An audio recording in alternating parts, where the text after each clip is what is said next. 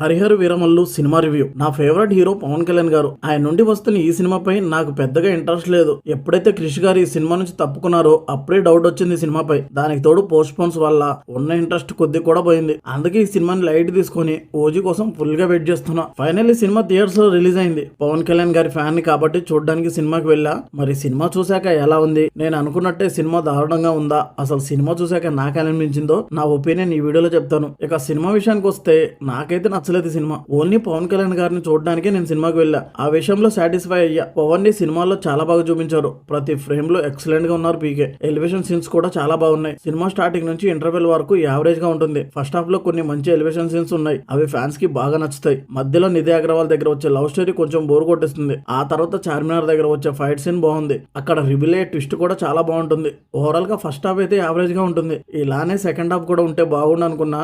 కానీ second half మాత్రం చాలా దారుణంగా ఉంది. ఫస్ట్ హాఫ్ లో పులితో వచ్చే సీనే అనుకుంటే సెకండ్ హాఫ్ లో తోడేలతో వచ్చే సీన్స్ మరీ ఓవర్ అనిపించాయి. దానికి తోడు నీళ్ల కోసం అలబడించే వాళ్ళ దగ్గర సీన్స్, వర్షం కోసం పూజ చేసే సీన్స్ ఇవన్నీ బోర్ కొట్టించాయి. అలా ఉన్న టైంలో ప్రీ క్లైమాక్స్ లో వచ్చే యాక్షన్ ఎపిసోడ్ ఒకటి పర్లేదు అనిపిస్తుంది. ఇక క్లైమాక్స్ గురించి ఎంత తక్కువ మాట్లాడుకుంటే అంత మంచిది. వరస్ట్ విఎఫ్ఎక్స్ తో చాలా దారుణంగా తీశారు క్లైమాక్స్ ని. క్లైమాక్స్ లో సెకండ్ పార్ట్ యుద్ధ భూమి అని టైటిల్ పెట్టారు. నాకు తెలిసి ఆ యుద్ధ భూమి రాకపోవచ్చు. సినిమాలో ఏదైనా బాగుంది అంటే అది పవన్ కళ్యాణ్ గారి స్క్రీన్ ప్రెజెన్స్. అది కూడా ఫస్ట్ హాఫ్ వరకు. కీరవాణి మ్యూజిక్, సాంగ్స్ మామూలుగా ఉన్న బీజం బాగుంది. ఇవే సినిమాలో ఏదైనా ప్లస్ ఉన్నాయంటే. నెగిటివ్స్ అయితే చాలా ఉన్నాయి. విఎఫ్ఎక్స్ దగ్గర నుంచి ఎడిటింగ్, సినిమాటోగ్రఫీ, డైరెక్షన్ ఇవన్నీ సినిమాకి మైనసే. సినిమాకి ఇంకో మైనస్ వచ్చేసి లెంత్. 2 hours 40 minutes ఉన్న రన్ టైం 2 hours 10 minutes చేయాల్సింది. ఓవరాల్ గా పవన్ కళ్యాణ్ ఫ్యాన్ గా పవన్ కళ్యాణ్ గారి స్క్రీన్ ప్రెజెన్స్ కోసం సినిమాకి వెళ్ళొచ్చు. ఇది నా ఒపీనియన్ మాత్రమే. నేనైతే ఓజీ కోసం ఈగర్లీ వెయిటింగ్. ఇది గైస్, మీరు ఈ సినిమా చూస్తుంటే మీకు ఎలా అనిపించిందో మీ ఒపీనియన్ మాత్రం కామెంట్ లో షేర్ చేసుకోండి. ఈ వీడియో నచ్చితే లైక్ చేయండి.